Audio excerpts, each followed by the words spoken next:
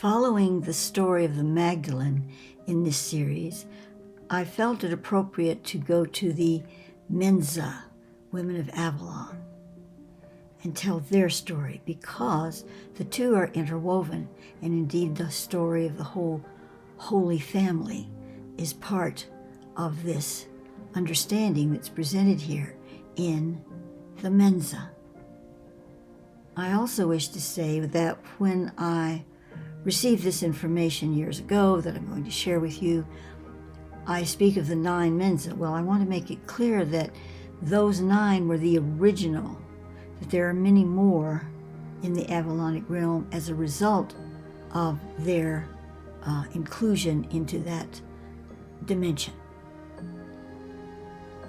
It has been revealed to me in the past that 2 human beings on this earth plane can create a birth for a soul to enter into another dimension. The purposes for this type of birth are many, and I have not akashically researched it to any degree at this time. I do know that through various means, intercourse being only one means, a woman may conceive and give birth to that conception in another dimension of physicality, in an alternate or parallel reality. While she may experience symptoms of this pregnancy, or she may not, she will have no visible fetus or child in her real-time physical experience.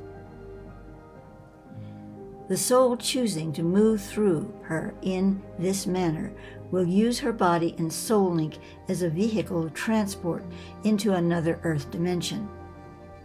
The father can be another human from her dimension, or an incarnated soul in another physical dimension having the same basic Adam Kadmon blueprint DNA.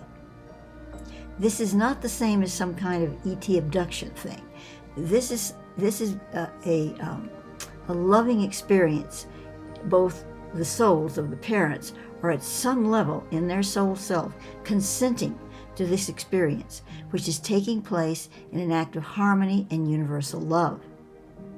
An immaculate conception, such as has occurred in the past history of the world among select women, is a variation of this sacred act, with the child being born in the real world of the mother, yet having an otherworld father. While immaculate conceptions may be rare, women from this earth reality consenting on soul level to birth souls into other earth realities is a far more frequent occurrence. In ancient times, the land region known now as Glastonbury and regional area in England was surrounded by the water of an inlet sea. It was one of the few remaining magical places on the earth.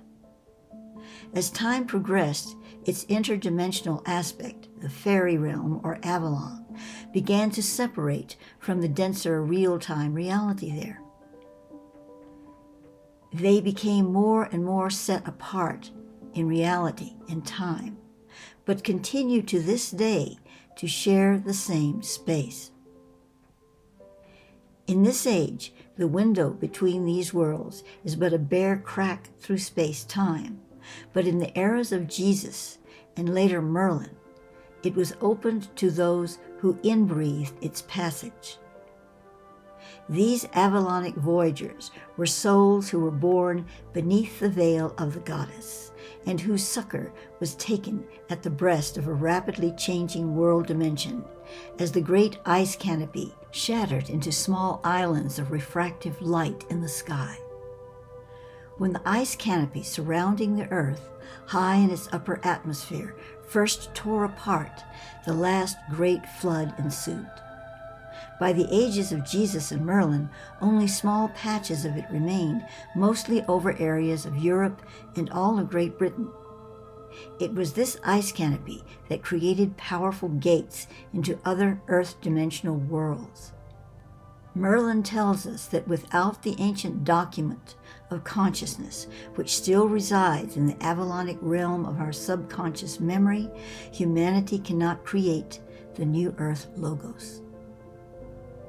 In the 14th century, when the Knights Templar were destroyed by the King of France, remnant Templars sought refuge in Scotland under a king who swore no allegiance to the Catholic Pope. A small band of these Templars, several of which were Scottish in ancestry, were led by the Order of the Labyrinth, a clandestine order of spiritual keepers of the catacombs and labyrinths of the world, to Iona, a holy isle of Scotland. It was here that these Templars of the Lost Order began a service to the light which took them beyond the veil of any Templars before them. They became aware of and enlightened in service to the true Templar order, which had been established by John Martinus, the son of Yeshua and Mary Magdalene. The later Templars were but a shadow of this original order. The Iona Knights then came full circle back into the most ancient origins of the Johannes Templaris. John Martinus had been raised on Iona by Ionian Priestesses, left in their care by his mother, Mari. While still a youth, he was brought by the priestess Elaine to Glastonbury to enter his initiations and study there. When the lost knights came to Iona, they entered the sanctum of the Ionian Priestesses, a few of whom were still present on the isle at that time, yet in a state somewhat removed from the real-time world. A series of contacts transpired through the Order of the Labyrinth, and the knights embarked upon a specific mission with the Ionian Priestesses, that of siring 9 children, all daughters, who were born in the Avalonic realm. The purpose of this service was the regenesis of the genetic balance of human fairy consciousness between these two earth domains. Prior to the role of the knights that they played in this pageant, the lineage which the Ionian priestesses carried was coming to an end. What was being instigated was a further perpetuation of that lineage through space-time.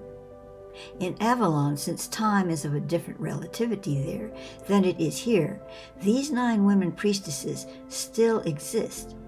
Merlin calls them the Mensa. And as I stated at the beginning of this video, there are many more of them now as well, but there are 9 originals. Through the Order of the Labyrinth, the Templars on Iona were given the innermost doctrine and arcane knowledge of the Magi Initius Templari. This wisdom was contained within the Kro Ham Ba, an ancient text from Persia which contained pre-deluge Atlantean sacred knowledge. In this work, a prophetic document is given in which it is stated, "From the loins of the master warriors will the daughters of Sin come forth." Now this Sin is S-I-N-N, and this is an Egyptian temple to the moon. It has nothing to do with sin as we understand it, so I'm going to read that again. "From the loins of the master warriors will the daughters of Sin come forth. From the abode of the starry maze they shall enter the Myrrh," this is the gate into Avalon, "and be there as one with the great white way." The daughters of Sin referred to the priestesses of the moon goddess of Egypt, and was originally a name for women who were born to serve close to nature and able to traverse the parallel realities of the earth's natural realms. The starry maze is the geomantic zodiac of the heavens, which is formed around the Tor at Glastonbury. The Mensa, the 9 daughters of the Ionian priestesses, and the Knights Templars engage in the Rite of Menhir, which is a ritual for raising the old earth consciousness from the center of the planet within the center of a living earth circle, the Menhir. There it becomes an entity which Merlin calls the Magda. She is the woman of ancients, Mother of sorrows, grandmother of graces. The energy streaming from the resurrected Magda coincides with the full moon in Avalonic time. It is analogous to menstrual blood, for it is released from the womb of the ancient earth to nourish a seed of the new world consciousness. When that seed is not given forth into the matrix of the Menhir, the Magda discharges these vital energies into the Avalonic world. The blood is then nourishment for Avalonic forms, sustaining that world. Very few new earth seeds are engendered in the Magda due to the strong magnetic presence of the old world forms. It is for the women of the Avalon Shield, through the Right of Avalon, to build pathways for this new seed and protect its entrance into the Menhir. This is the crossing over between the realms that will bring forth the logos of the new world from the seed pod of the old. The Christos is that birthing flame which Yeshua hosted into the world, bringing it through the sun spirit and into the center of the earth. This is the child in the manger, with which the women of the Avalon Shield will help to usher into the new earth. Now, who are the women of the Avalon Shield, and what is the Right of Avalon? Well, in years past, many years past, I was working with this Right of Avalon process, and women engaging my website could connect to it. And the women of the Avalon Shield are all women who take up that presence and work with those energies of Avalon. So the Right of Avalon is really what you make it. It is a sacred and divine part of yourself that engages not the mythic story of Avalon, but the actual otherworldly dimension of it, which is a bridge, a connection between our old earth and actually the aspects of the spirit of nature and true Gaia that take us toward the new earth.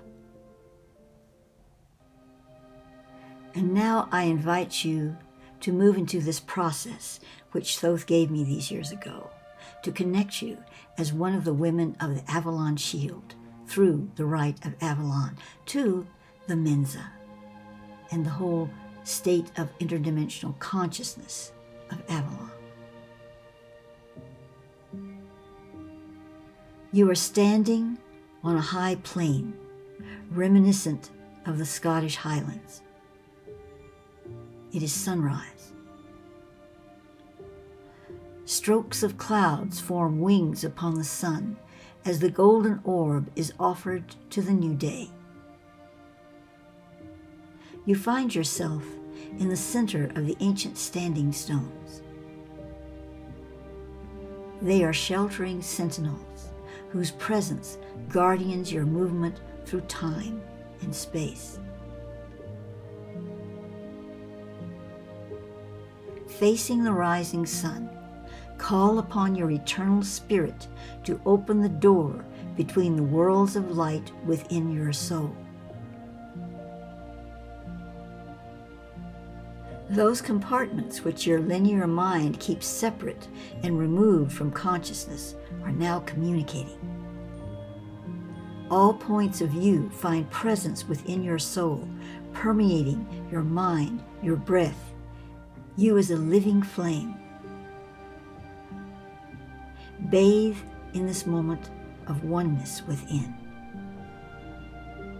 Refresh your small self with the greater being of no self that resides in the earth and the stars and in all manner of life, substance, and memory.